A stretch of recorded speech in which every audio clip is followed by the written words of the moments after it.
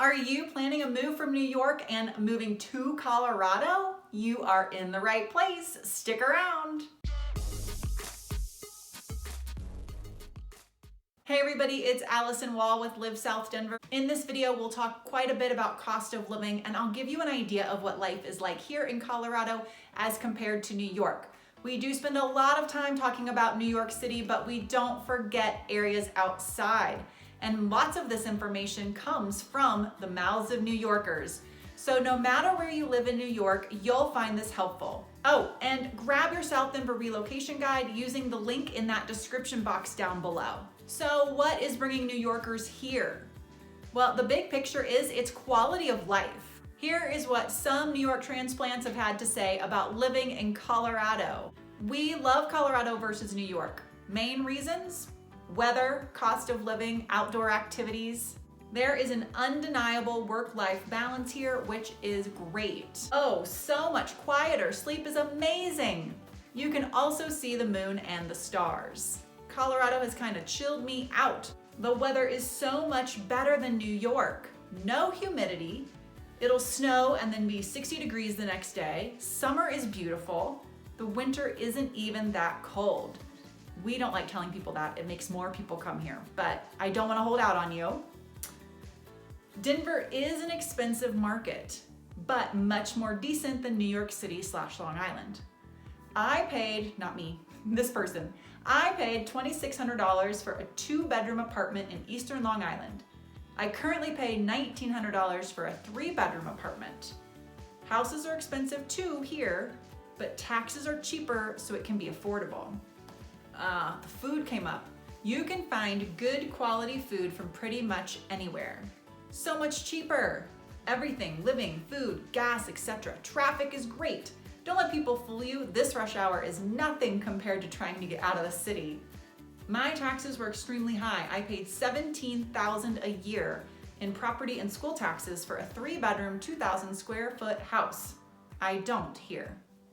We were shocked at the cost of living difference. Taxes and real estate were probably the biggest difference, but we even found eating out, drinks, etc. were so much cheaper here versus New York. I hope those words straight from the mouths of New Yorkers give you some insights into what they think about moving from New York here to Colorado. Since they brought up cost of living quite a bit, let's start there. I referenced bestplaces.net and NerdWallet. The New York City area comes in between 65% and 125% more expensive than Denver. That's a pretty substantial range, but I know for those of you in New York, you understand why, because the cost of living is drastically different depending on what part of the city you live in.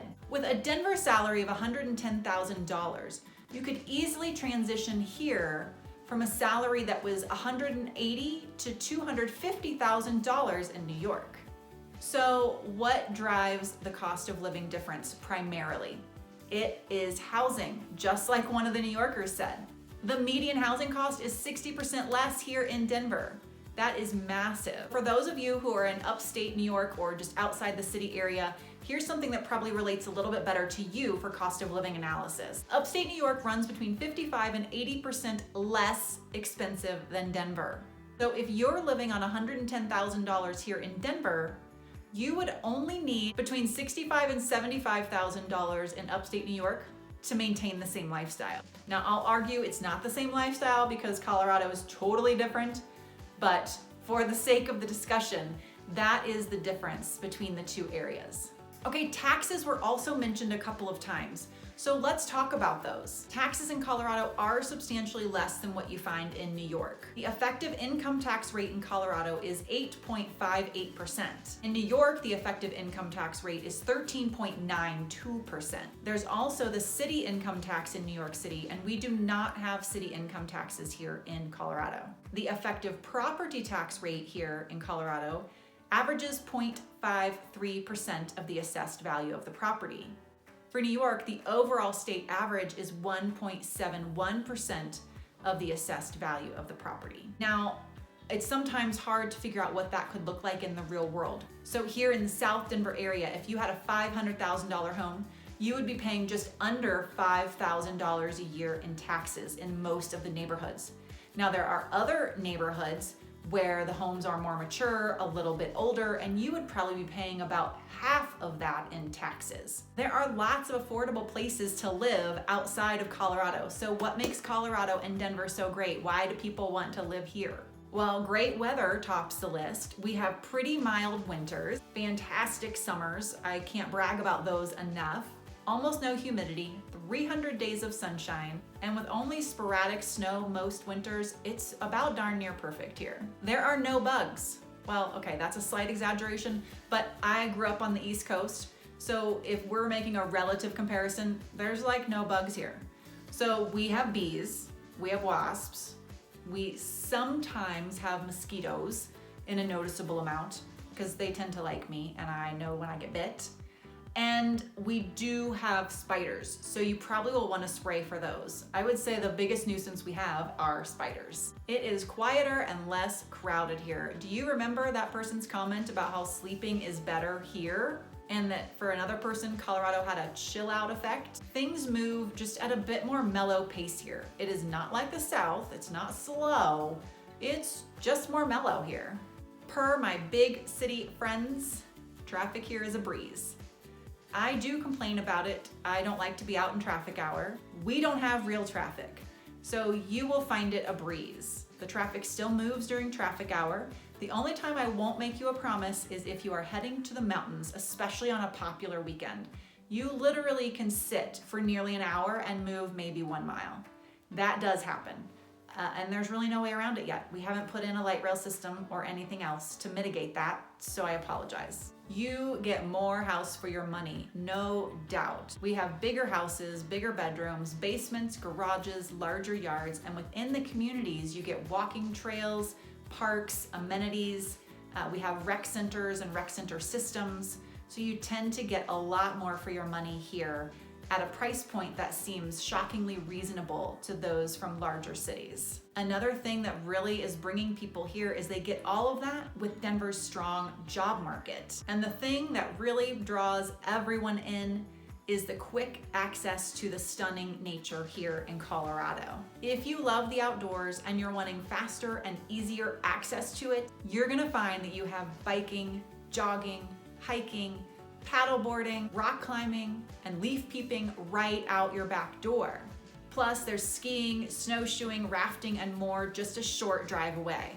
And hey, are you a family that is coming here with kids and you want to up their ski game? I know we've got some of the most epic mountains in the US. We've got you covered.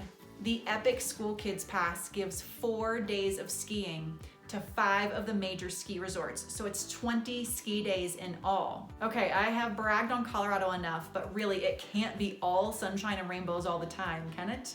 No, it's not. There are definitely some things that would be transition points for those of you coming from one of the most epic cities in the world. So what are some of the biggest adjustments we see for New Yorkers moving to Colorado? I think the number one thing I hear about over and over and over again is the food.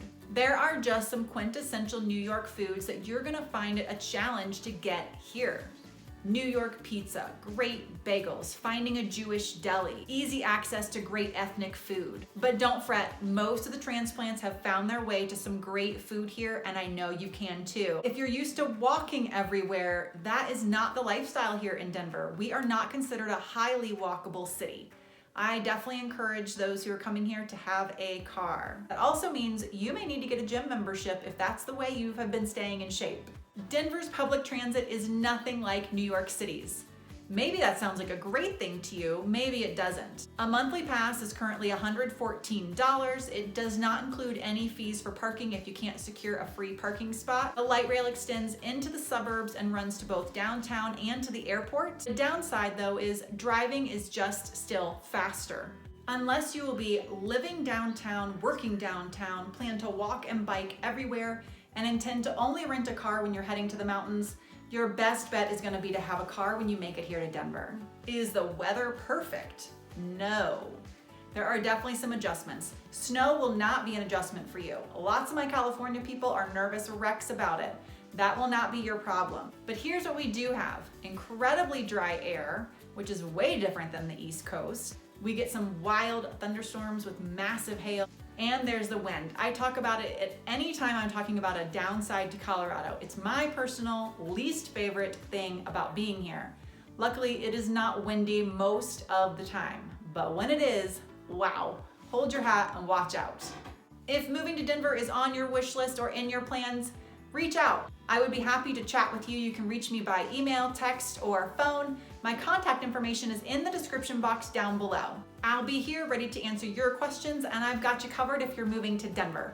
Now, if you didn't at the beginning, hit that subscribe button so you don't miss next week's videos, and I will see you next week.